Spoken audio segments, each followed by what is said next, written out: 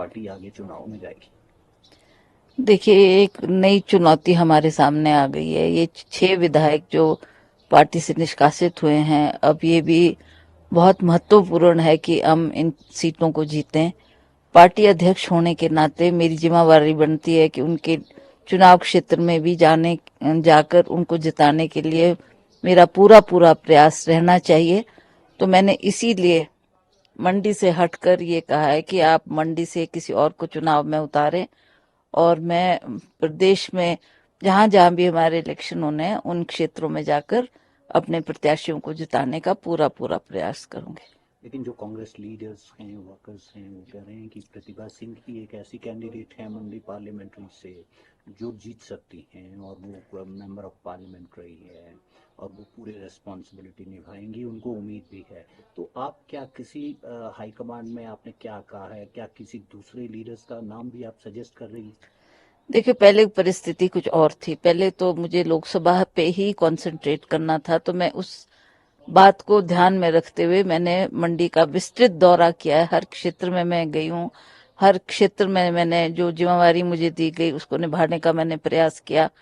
अब ये जो परिस्थिति पैदा हुई है, इन बाई इलेक्शंस जो होने जा रहे हैं, उसमें भी हमें अपने जो जिन प्रत्याशियों को हम मैदान में उतारेंगे उनको जिताने की जिम्मेवारी भी मेरी है। तो उसके लिए भी मुझे काम करना होगा और क्षेत्रों का भी दौरा करना होगा। तो मैंने ये फैसला किया है कि आप मंडी से कोई बड़ा चेहरा, जैसे ठाकुर कौल सिंह जी है, उनको आप मैदान में उतार सकते हैं। वो हमारे पार्टी के अध्यक्ष भी रहे हैं और वो मंडी को बहुत अच्छी तरह से जानते हैं। हर क्षेत्र में उनका वर्चस्व है। तो मैंने उनका नाम सजेस्ट किया है कि अगर आप ठीक समझे तो उनको उतार सकते हैं, और मुझे जो आप जिम्मेवारी देंगे उसको मैं अच्छी तरह से निभाने का प्रयास करूंगी।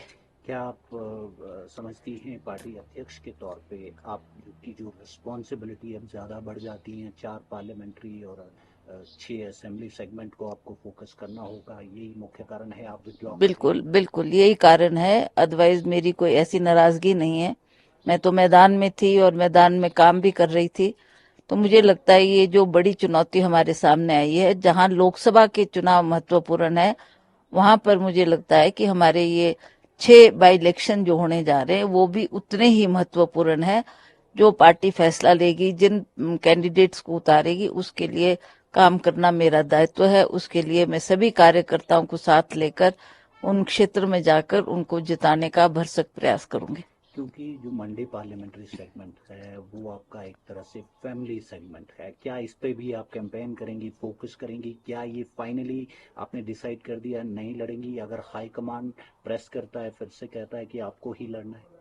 देखिए, मेरा तो मैंने स्पष्ट तौर से उनसे कह दिया है कि अगर आप मुझे बाकी क्षेत्रों का भी जिम्मेवारी देते हैं तो उसको जिताने के लिए भी मेरा प्रयास रहना चाहिए। तो ये संभव नहीं हो पाएगा कि हमारे पास जो ये 2 महीने का टाइम है इसमें मैं उन क्षेत्रों का भी दौरा करूं और मंडी जो कि बहुत फैला हुआ क्षेत्र है उन क्षेत्र में भी जा पाऊं। तो इसलिए मैंने ये समझा कि जो भी काम करूं उसको पूरी जिम्मेवारी के साथ करूं। तो प्रदेश अध्यक्ष होने के नाते मेरा दायित्व बनता है कि सरकार को भी हमें बचाना है, और ये 6 जो उपचुनाव हुए उसमें भी अपने प्रत्याशियों को जिताकर लाना है। तो ये भी एक बहुत बड़ा चैलेंज मेरे सामने है। तो मैं समझती हूँ कि अगर मैं इसी को अच्छी तरह से निभा पाऊं, तो इसलिए मैंने अपना कैंडिडेचर मंडी से विड्रॉ किया है। हम ये भी जानना चाहेंगे, क्योंकि जो सीनियर कांग्रेस लीडर्स हैं, चाहे वो स्टेट में हों अक्रॉस द कंट्री हों, वो कह रहे हैं कि जो कांग्रेस पार्टी है they are leading through a financial crunch.